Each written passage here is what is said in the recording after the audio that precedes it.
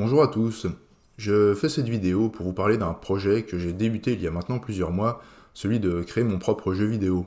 Alors il faut savoir que je ne suis pas du tout développeur, je travaille dans l'informatique, mais ce que je fais n'a absolument rien à voir avec le développement de jeux. En fait, le seul intérêt de ma formation en informatique, c'est que je sais faire un peu de programmation, mais ce que je fais d'habitude, c'est plutôt des scripts d'administration, c'est-à-dire des petits programmes pour automatiser certaines tâches. Donc je n'ai jamais travaillé sur de gros projets, à part un petit site web une fois, mais je n'avais jamais touché à un moteur de jeu avant, et je n'ai aucune formation non plus de graphisme ou d'animateur 2D. Enfin bref, c'est un projet complètement amateur que je fais sur mon temps libre, mais j'ai envie d'essayer de tout faire moi-même, ou du moins le plus possible, et jusqu'ici j'ai tout fait moi-même. Cette série vidéo a pour but de montrer un peu le projet, mais surtout de retracer en fait son évolution. Ça me permettra de voir plus tard les progrès accomplis au fil des mois. Et si ça intéresse des gens au passage, tant mieux. Sinon, eh bien, tant pis. Au pire, ça me servira d'archive. Alors, je fais cette première vidéo, c'est pour présenter le projet de manière très générale. Et dans la vidéo suivante, je montrerai l'état actuel du jeu, qui commence mine de rien à ressembler quand même à quelque chose, hein, étant donné que j'ai attendu d'être à peu près sûr de ne pas laisser tomber le projet assez rapidement parce que j'arrivais pas à faire ce que je voulais, etc. Mais là c'est bon, globalement je suis plutôt lancé, jusqu'ici j'ai réussi à faire ce que je voulais, et en vrai je m'amuse assez bien à faire ça, donc je pense que c'est plutôt bien parti.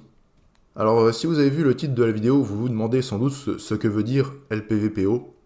C'est l'acronyme du nom que j'ai donné au jeu et au projet. Ça veut dire le petit village paisible d'Ostyria.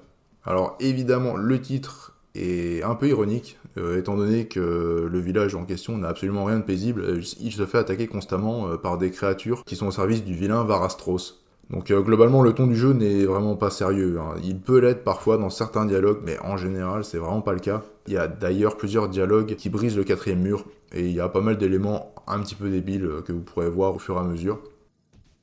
Vous l'avez peut-être remarqué si vous connaissez, mais le jeu est très inspiré de 20 Minutes Till Dawn. C'est un petit jeu que j'ai découvert il y a quelques mois et qui m'a beaucoup plu.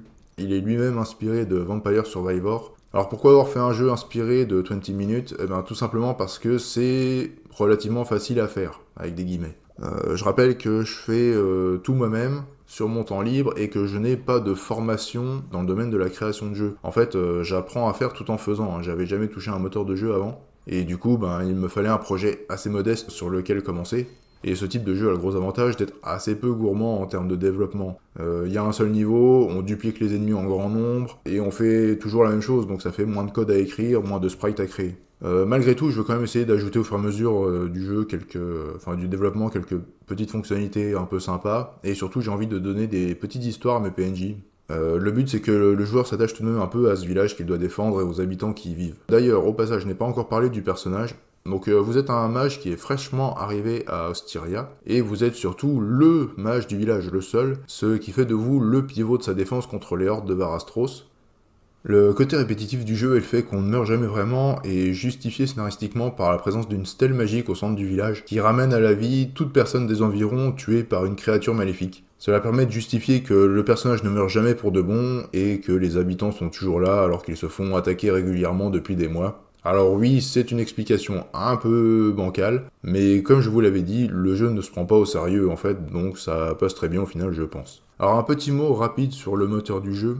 Donc j'ai choisi d'utiliser le moteur Godot, et cela pour trois raisons. La première, c'est que c'est un moteur libre, donc il n'y a pas de licence à payer, ce qui est quand même vachement bien quand on fait juste un petit projet amateur et qu'on n'espère pas avoir un retour sur investissement, hein.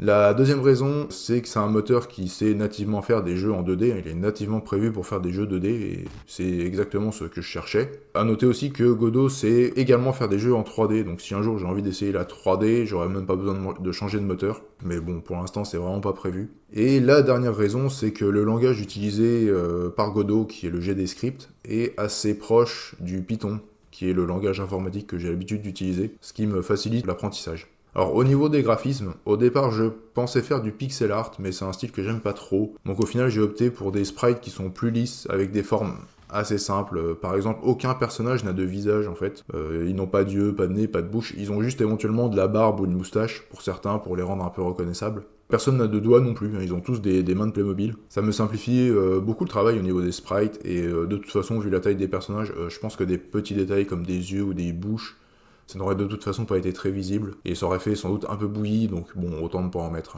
Voilà, je vais m'arrêter ici pour cette première vidéo qui servait juste d'introduction et de présentation très générale du projet. J'en ferai une autre très rapidement pour présenter l'état actuel du jeu. Et les vidéos suivantes, elles montreront les évolutions successives que je vais apporter au fil des semaines. Voilà, donc je vous donne rendez-vous bientôt et je vous dis à la prochaine.